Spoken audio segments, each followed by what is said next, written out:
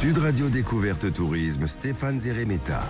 Et sur cette très belle série de cet été 2026 en tourisme vert et culturel, on vous retrouve. Stéphane, bonjour. Bonjour Laurence. Alors aujourd'hui, direction Sarrebourg, on est en Moselle Sud. Absolument, on va dans le Grand Est, tout simplement. C'est un territoire qui nous attrape un peu doucement. C'est avec un village ancien, un train à vapeur, le grand vitrail de Chagall, on va en parler. Puis on est à la fois dans la plaine, la forêt, les contreforts vosgiens. On a ce pays des étangs, des canaux, des pâturages, aussi des grandes armoires Lorraine.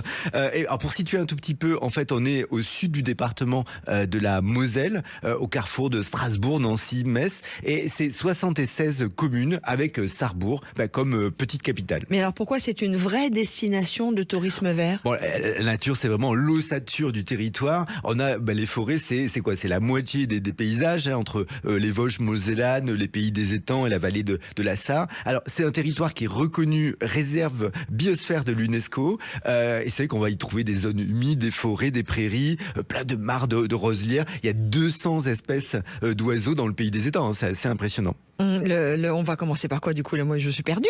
Allez, on va commencer par le parc animalier de Sainte-Croix. Il y a 130 hectares de nature sauvage, 1500 animaux, 130 espèces, des loups, des lynx, des pandas roux, des lémuriens, des bisons également, des cervidés. Alors, on vient pas seulement regarder des bêtes à poil derrière une clôture. On va vraiment apprendre, observer, on va un peu comprendre. Et c'est vrai qu'il faut savoir que le parc participe à des programmes de sauvegarde d'espèces menacées. Donc, c'est vrai que c'est important. C'est pas un zoo bête et méchant, c'est vrai, des zoos réinventés. Un zoo bête, celle-ci, on ne l'avait pas faite.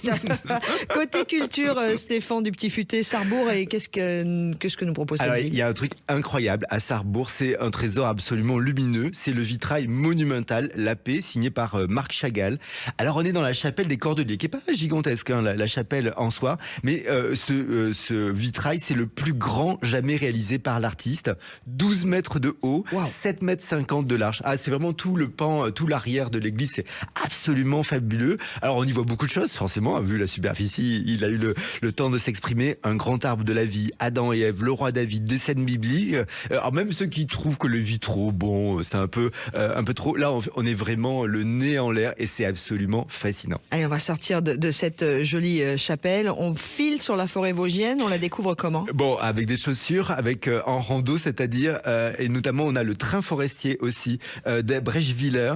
Il y a un petit train à vapeur tout mignon. C'est 12 km et ça se passe le long de la Sarre rouge. Ça avance lentement. Oui, bien sûr, c'est le train à vapeur, mais c'est là qui est tout le charme. On va traverser des hameaux, des étangs, des ruisseaux. La forêt aussi est omniprésente, donc c'est plutôt sympathique. Vous me dites avec des chaussures, donc on peut randonner. Voilà, c'était pour randonner un tout petit peu aussi. Le territoire est vraiment fait pour ça. On a plein de sentiers forestiers, des berges, des vallées, des crêtes panoramiques. Alors, mon coup de cœur, c'est le circuit de l'étang du Stock. Il y a une incroyable biodiversité. Et pour les cyclistes, il y a aussi plus de 120 km de voies vertes, de pistes cyclables. Il y a tout un univers fluvial aussi. On a le canal de la Serre, le canal de la Marne ou le Rhin, par exemple. Et on peut louer un bateau. Alors, c'est sans permis et habitable. C'est vraiment un week-end très, très sympathique. On adore. Et, cool. Et les villages ? On a Saint-Quirin, qui est cité comme un des plus beaux villages de France, Fénétrange avec sa cité médiévale, Niederwiller, qui est plutôt marqué par l'histoire de la faïencerie. Et c'est un territoire qui est pas seulement joli, c'est un territoire de mémoire, d'artisanat, d'industrie, de savoir-faire. Moi, c'est vrai que Sarrebourg, Moselle Sud, c'est vraiment une destination qui respire, qui ralentit. On est là, tranquille. C'est vraiment sympathique. On va en profiter, on va en remplir les poumons de culture, de la poche. Le petit train, c'était vraiment sympathique. Et puis c'est une destination qu'on va faire sans aller trop vite, tranquillement. Et puis vous me connaissez, la Moselle a ses vins qui sont très méconnus en France, mais il y a quelques vignerons qui font des jolis vins blancs, entre autres. Je ne vous en dis pas plus. On aurait pu en parler un peu plus. Merci beaucoup Stéphane. Merci.